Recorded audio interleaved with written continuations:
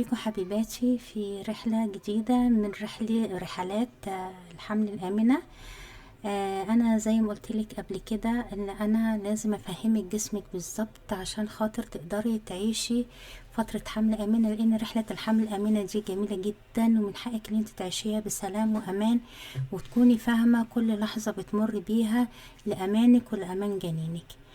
النهاردة أنا هخرج عن المألوف وهبدأ إن أنا أتكلم على السيدات اللي ما حالفهاش الحظ إن هي تحمل، عندها تأخر في الحمل، عشان خاطر مش عارفة تحسب يوم التبويض بتاعها بيجي امتى وازاي ان هي تقدر تخلي البويضة في الوقت ده تتلقح من الحيوان المنوي. طبعا انا بقصد في الكلام ده اللي هم جوازهم بيبقوا بيتأخروا عليهم، في عندهم نبطشيات بالليل، بيسهروا كتير بالليل في الشغل، الجوزة بيسافر فترة طويلة. الستات اللي مش بتعرف تحسب الدورة صح، دورتها مش منتظمة، لانه يعني تقريبا معظم الستات بتبقى دورتها 28 يوم، بس في ستات بيبقى دورتهم مش منتظمة، فبيبقى بالتالي ميعاد التبويض عندهم مش منتظم. انا هعرفك النهاردة ازاي تقدري تحسبي ميعاد التبويض صح عشان تقدري تحملي بسرعة ان شاء الله. فهمك الاول يعني ايه دورة الاباضة ويعني ايه اصلا الدورة الشهرية. الدورة الشهرية دي بيتحكم فيها هرمونات، يعني سبحان الله، يعني الهرمونات اللي بتتحكم في جسمنا لو هي حتى يعني ملي جرامات بس، هي بتأثر جدا جدا في الحالة النفسية والحالة الصحية للست. فجسمنا بيتأثر بالهرمونات من بداية ظهور الدورة، من أول يوم للدورة لحد أول يوم للدورة التانية. دي بنقسمها لثلاث مراحل. في مرحلة اسمها مرحلة الطور الجريبي، اللي هي من أول يوم تنزل فيه الدورة لحد ما ميعاد البويضة بيتحضر، يعني لحد لما ميعاد البويضة بتبدأ تخرج من الجراب بتاعها، ده اسمه الطور الجريبي. المرحلة التانية اللي هي طور الإباضة، اللي بتحصل فيه بقى ان البويضة بتتلقح وبتخرج من المبيض، وبيحصل فيها تلقيح من حيوان المنوي، وبتدخل لقناة فالوب بتتلقح فيها، وبتبدأ ان هي بعد كده بتدخل للرحم عشان تحصل لها انغماس في الرحم وتبدأ ان هي تكون الجنين. لو ما حصلش حمل او ما حصلش التلقيح، بتبدأ تحول لحاجة اسمها الطور الاصفر، اللي هي بعد لما بتخلص الإباضة لحد الدورة التانية لو ما حصلش حمل، وبتبدأ نزول الدورة التانية من جديد. فأنا عايزة أعرفك ليه ما بيكونش ثابت، لأن زي ما قلتلك مش كل الستات دورتها 28 يوم، ومش كل الإباضة في يوم ال14 بالظبط. في يعني ناس بتتأخر عليهم الإباضة، وفي ناس، او غالبا يعني اللي هو الطور الاصفر اللي انا قلتلك اخر مرحله، ده هو ده اللي بيبقى ثابت حوالي 14 يوم. لكن الطور الجريبي بيتغير من ست لست، ممكن بيصغر او بيكبر على حسب هرمونات كل ست. بعد كده هنتكلم على تعرفي اذا كان فعلا بيض على اليوم ال14 ولا لا. انا زي ما قلتلك في فيديو قبل كده، هي البويضه بتقعد يوم واحد او ساعات ما بكملش يوم، من 12 ل 24 ساعة. لكن الحيوان المنوي في دراسات بتقول ان هو بيقعد 3 ايام، في دراسات بتقول هو بيقعد 5 ايام. يعني انت لو البويضة بتاعتك نزلت وانت كان في جماع قبليها بيومين، وفي اليوم الإباضة ده اللي حصلت فيه نزلت البويضة ما حصلش جماعة، ممكن يحصل حمل. ليه؟ لان هو الحيوانات المنوية بتقعد جوه المهبل، في جيوب كده في المهبل بتتخزن فيها الحيوانات المنوية. ممكن يقعد في الجيوب دي حوالي 3 ايام او مثلا 5 ايام زي ما احنا قلنا. فممكن ست مثلا تحمل تقولك انا عارفة يوم الإباضة بتاعي وما حصلش في جماع، بس كان حصل قبلها ب3 ايام او ب4 ايام جماع، فالحيوانات المنوية لسه موجودة في المهبل بتاعك، عشان كده ممكن يحصل حمل. فدي نقطة مهمة جدا لازم تعرفيها، ان عمر بويضة فعلا يوم واحد، بس عمر الحيوانات المنوية من 3 ل5 ايام. نعرف بقى ميعاد علامات البويضة اللي نزلت ازاي. اول حاجة بتلاقي فيه افرازات شفافة متماسكه كده، عامله زي بياض البيض. عارفه الزلال بتاع البيض ده بيبقى بيبين اللي انتي قربتي من ميعاد التبويض. تاني حاجة بيبقى فيه ألم بسيط أو خفيف أو على ناحية المبيض اللي بيطلع البويضة، بحس إن فيه ألم خفيف قوي. ده شكل الإفرازات. سبحان الله، هي في الفترة دي بتبقى لزجة جدا وسهلة، عشان خاطر الحيوان المنوي يقدر ان هو يدخل ويخترق لان هو بيصادف مشاكل كتيرة جدا لحد ما يوصل للبويضة. فربنا بيسهل في اليوم ده بتاع التبويض، بتبقى الافرازات شفافة ولزجة جدا، على اساس ان هي تخلي الحيوان المنوي يقدر ان هو يسلك فيها بسرعة وبسهولة عشان يوصل للبويضة ويلقحها. لما بتحصل التلقيح، الافرازات دي بتبدأ تتخن تتخن تتخن، يعني لو حصل تلقيح وحصل حمل بتبدأ تتخن تتخن تتخن لحد لما تبقى تخينة جدا، وبتعمل زي سدة زي الفلينة كده. بتسد الفلينة لما بتسد الازازة هي بتسد الرحم بعد كده، عشان خاطر ما يدخلش اي عدوى او اي افرازات او اي حاجة بتدخليها، مثلا اذا كان بودرة تشطيف او اي حاجة، مفيش اي مشكلة تدخل للجنين تعمل له عدوى او تعمل له اي مشاكل. وبتفضل السدة دي موجودة لحد ميعاد الولادة، اللي احنا بنسميها دي العلامة، اللي هي اول علامة بتنزل في ميعاد الولادة. بتبقى كده هي الافرازات التخينة دي اللي تخنت والسد بيها عنق الرحم. ولما بيجي بقى يفتح عنق الرحم، فبتلاقي شوية أوعية دموية صغيرة بيحصل لها انفجار مع توسيع العنق الرحم.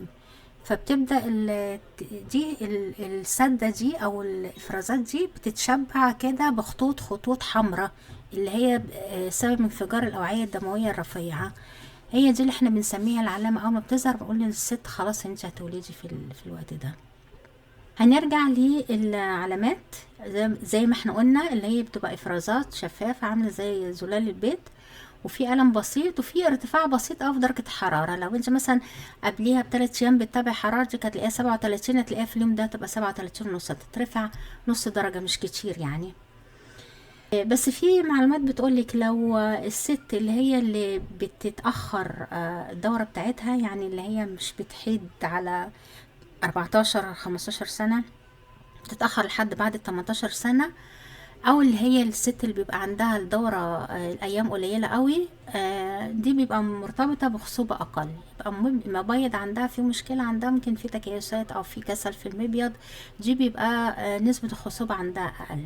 فانت لازم تفهمي جسمك وتعرفي اذا كان انت مثلا الست اللي هي بتحيض في وقت متأخر بعد 18 سنة لحد 20 سنة، في ستات بتحيض بعد 21-22 سنة، دي بيبقى في مشكلة عندها في المبيض، فلازم ان هي تروح تعالج قبل الجواز.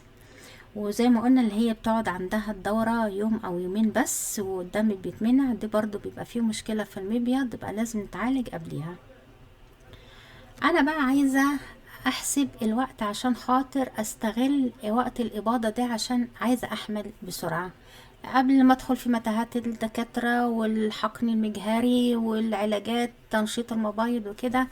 اعرف الاول انا المبيض بيشتغل امتى، بيطلع البويضة، عشان خاطر اقدر ان انا احسب الوقت ده، واحسب احدد الجماع في الوقت ده، عشان خاطر بقى في الوقت ده نبدأ ندور على دكاترة. يبقى انا هاخد لي كده مثلا دورة الحمل اتأخر كذا شهر، يبقى انا هاخد لي كده جدول هعمله واسجل اول يوم من الحيض كل شهر بيجي امتى.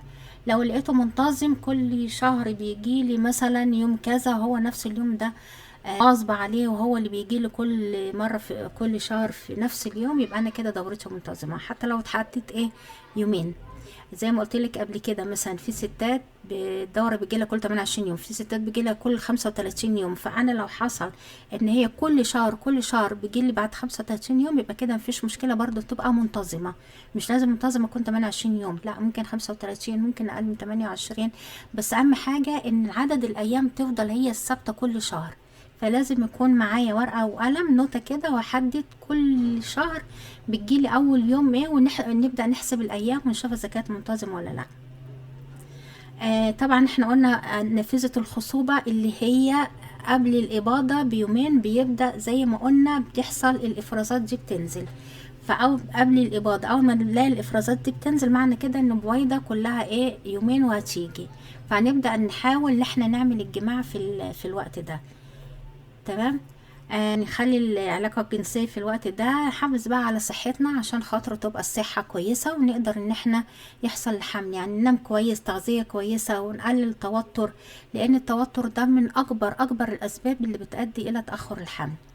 وانا عندي فيديو باكمله بكلمك على هرمون الكورتيزول، واللي هو سبب القلق، وهو اللي بيحصل السبب الاساسي في عدم حدوث الحمل او تاخر الحمل، او لا قدر الله لو حصل حمل يبقى فيه اجهاض. يعني بكلمك في الفيديو ده عن الكورتيزول بجميع مشاكله اللي ممكن تحصل. فاحنا نحاول نحافظ على ما يبقاش فيه تنشن، ما يبقاش فيه قلق، وسيبيه على ربنا وان شاء الله هيبقى يحصل باذن الله اخصاب في الفتره دي. فانا هنا شرحه لك كل حاجه. الهرمون، ايه الهرمون المسؤول عن ان هو يبدا يحفز المبايض، وايه الهرمون المسؤول على ان هو يخلي المبيض ينضج ويحصل الجراب بتاعه ينفجر عشان خاطر تخرج البويضه. عايزه اعرفك ان مثلا الاستروجين لما بيوصل مستوى معين، المخ بيفهم ان بويضه جهزت فبيطلق هرمون تاني. يعني المشكله في الهرمونات اللي انت لو فهمتي الهرمونات اللي بيحصل فيها بالظبط، بعد كده هتقدري تظبطي الميعاد اليوم اللي بيحصل فيه البويضه. يعني هرمون اللي هو زي ما قلت لك الاستروجين، لو طلع الهرمون ال LH ده خلال 24 ساعة ل 36 ساعة بعد الذروة بتاعة ال LH ده، معنى كده ان هو ده، يعني هو ده، بصي الهرمون ده يعني بقولك باختصار ده اللي بيحسبوه، هو ده الهرمون اللي بيشتغل عليه الدكاترة للتلقيح الصناعي. بتروحي عندهم، بتروحي كل يوم تقريبا قبل التبويض بكذا يوم، بيبدأوا ان هم يقيسوا الهرمون ال LH ده لحد لما يوصل لأقصى ذروة ليه. بيبقى في الوقت ده يقولك خلاص اللي انتي هيحصل فيه تبويض، البويضة تخرج. فحاولي بقى ان انتي تعملي جماع في الفترة دي، وبيحددوا للراجل ازاي يعني الدخول بيكون ازاي، على اساس ان هو يحصل حمل في الفترة دي. عايزة اقولك ان يعني سبحان الله ربنا خالق في المرأة عدد بويضات كتيرة جدا كده. انت ما تقلقيش من ان البويضات مثلا عدى الميعاد وبقالك فترة ما حملتيش، ممكن كده يحصل حاجة للبويضات. لا سبحان الله، يعني هي الست بتتولد ب2 مليون بويضة. يعني اول ما بتتولد البنت صغيرة بيبقى عندها ربنا خلق معاها 2 مليون بويضة، وهي كمان يعني بيكون العدد قل، يعني هي ولسه في بطن امها من عندها اسبوعين او شهرين بيبقى حوالي 7 مليون بويضة. هي اول ما بتتولد بيبقى عندها 2 مليون بويضة. بتبدأ تقل البويضات لحد لما توصل لسن البلوغ، بيبقى عدد البويضات عندها 400 ألف بويضة. بعد لما توصل لسن 30 بتنزل العدد البويضات ل25 ألف. طبعا في بقى ستات اللي هو العيا المناعة، عملت عملية، في عندها مشكلة، الضغوط النفسية عندها، فبتبدأ تقل لحد لما توصل لسن 40 بتوصل عدد البويضات ل8000 بويضة. لما بتوصل بقى لسن اليأس بيبقى 1000 بويضة. يعني البويضات الناضجة اللي بتخرج، طبعا دي كل اللي انا بحكي لك عنه ده مش كلها ناضجه، مش كلها قابله ان هي يحصل لها اخصاب، مش كلها بتقبل ان يحصل تلقيح ليها، لكن اللي بيبقى عندهم استعداد ان هي يحصل لها تلقيح 400 بويضه فقط طول حياه الست. فاللي برضه عايزه اقوله لك ان انت كأن عندك محوشه حاجه في البنك. يعني هي البويضات اللي اتخلقت بيها ربنا مش بيرزقها بعديها ببويضات، لا هي دي اللي بتفضل معاها طول حياتها لحد ما يجيلها سن الياس.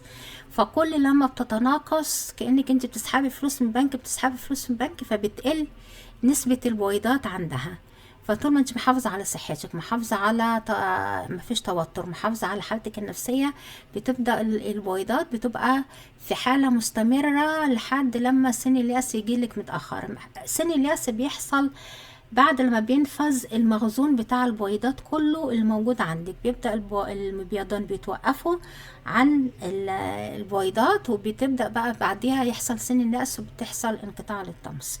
فطول ما انت زي ما قلت لك محافظة على صحتك، محافظة على سلامك النفسي، اتكلي على الله وفاهمة جسمك كويس، تأكدي ان انت سن النقص عندك ممكن يكون متأخر.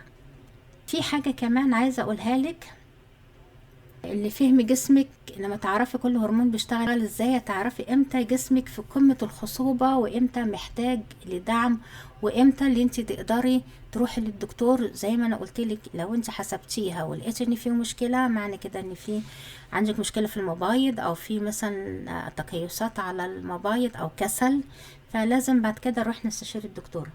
انا في الفيديو اللي جاي ان شاء الله هكلمك باستفاضة عن طرق جديدة اللي احنا نقدر نحسب بيها ميعاد التبويض. مش هنحسبها بالورقة وقلم ده، لا، في حاجات طرق جديدة، وفي آلات جديدة، أبحاث جديدة في السوق قالت ان هي في آلات جديدة ممكن ان احنا نحسب بيها فترة التبويض وميعاد التبويض بالظبط وانا في المنزل، بعد الاختبارات اللي انا ممكن اعملها في البيت. يعني اختبار بسيط زي تيست الحمل اللي انت بتعمليه، في تيست تاني بتعمليه تحسبي ميعاد التبويض بالظبط. زي ما انا قلتلك عدد ساعات البويضة يوم، ما بتعديش اكتر من يوم، والحيوان المنوي من 3 ل5 ايام. لو دورتك لقيتيها مش منتظمة ما تقلقيش وما تتضايقيش، وده مش نهاية العالم ولا في اي مشكلة عندك، انت بس هتروحي لدكتورة نساء هتظبط لك ميعاد الدورة ببرشام بتغذية زي برشام منع الحمل، عشان يظبط الهرمونات اللي عندك ويظبط التوقيت بتاع التبويض. يبقى الخلاصة الدورة مش مجرد رقم ثابت، يوم التبويض مش لازم يكون اليوم ال14 على طول زي ما انا قلتلك، مش لازم تكوني قلقانة طول الوقت وانا حسبت غلط، لا، سيبي الامور لربنا واعرفي جسمك كويس وافهميه، عشان في الاخر تقدري اللي انتي تعيشي بسلام وامان. في الاخر كل جسم مختلف لكن اللغة واحدة، احنا اللغة اللي بتحكمنا في جسمنا هي الهرمونات. يعني كلنا عندنا هرمون الاستروجين والبروجسترول والال اتش والاس